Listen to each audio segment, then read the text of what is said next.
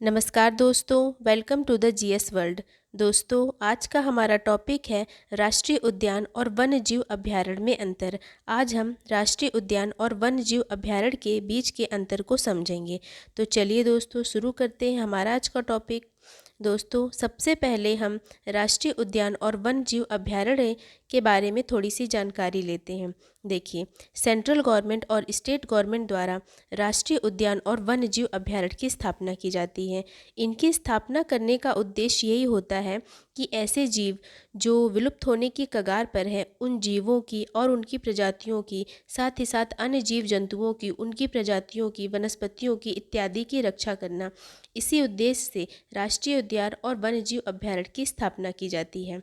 देखिए, वन्य जीव अभयारण्य क्या होता है? वन्य जीव अभयारण्य में जीव जंतुओं को, उनकी प्रजातियों को और वनस्पतियों को सुरक्षित रखा जाता है वन्य जीव अभयारण्य में। और राष्ट्रीय उद्यान में क्या होता है?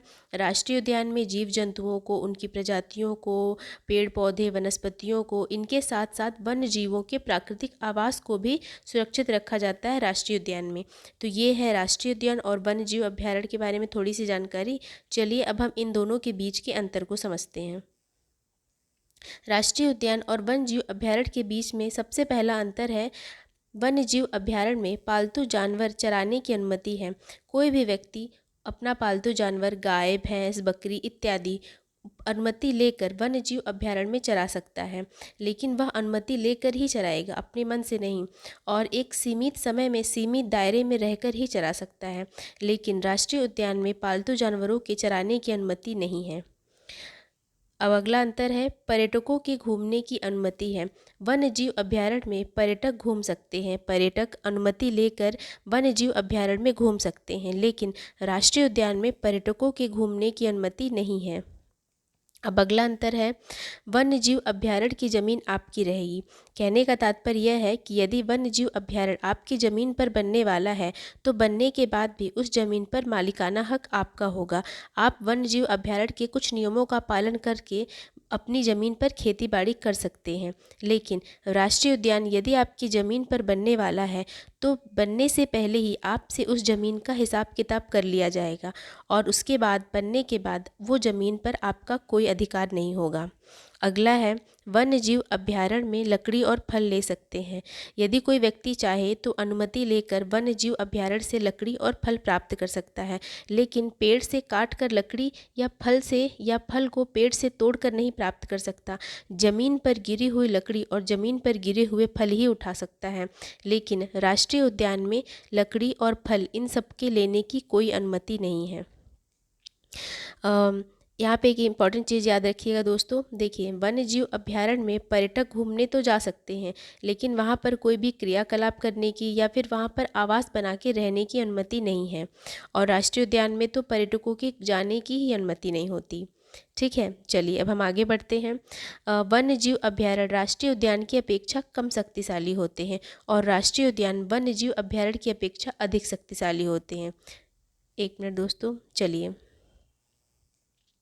अब हम अगला अंतर देखते हैं।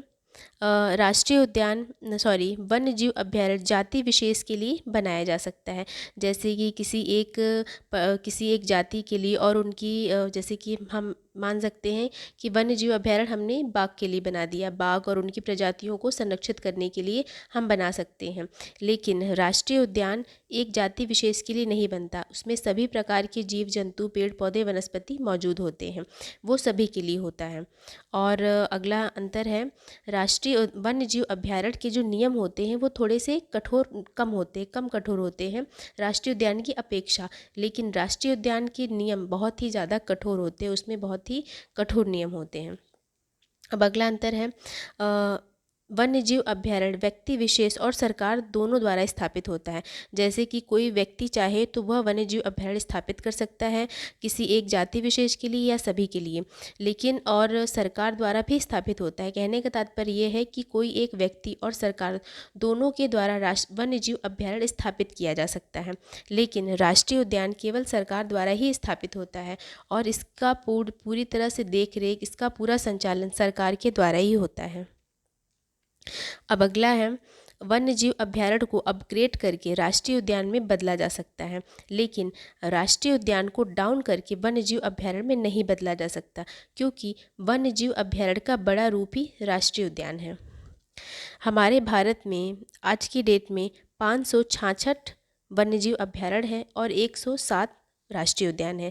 यहाँ पे दो इम्पॉर्टेंट चीज़ें आपको ध्यान रखनी है कि दो ऐसे वन्यजीव अभ्यारण्य हैं जिनको अभी हाल ही में बदल कर राष्ट्रीय उद्यान बनाया गया है। कौन से? दिहांग पटकाई राष्ट्रीय उद्यान और रायमोना राष्ट्रीय उद्यान, और ये दोनों असम में स्थित हैं। तो दोस्तों, ये था हमारा आज का राष्ट्रीय उद्यान और वन्यजीव अभ्यारण्य के बीच का अंतर का एक छोटा सा टॉपिक। उम्मीद है आपको मेरा यह वीडियो पसंद आया होगा। धन्यवाद दोस्तों।